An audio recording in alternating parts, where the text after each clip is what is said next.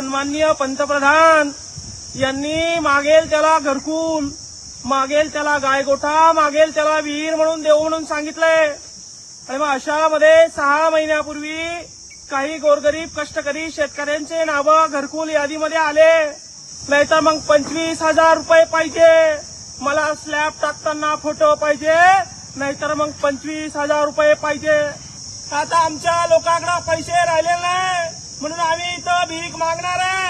आणि भीक मागून विभागीय आयुक्त, कलेक्टर आणि या ठिकाणी सीओला घर देतं का?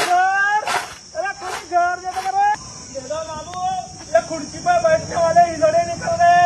इंजीनियर पैसा मांग रहा मामू, पीडीओ पैसे मांग रहे, सीओ पैसे मांग रहे. भाऊ दे रहे, 2 रुपये दे रहे. चिल्लर सापडले. अरे साहेब, अरे ते पैसे मागून राहिले ना घरकुल वाले, 2 रुपये द्या ना साहेब. आपले विस्तार अधिकारी सापडले. साहेब द्या ना 2 रुपये.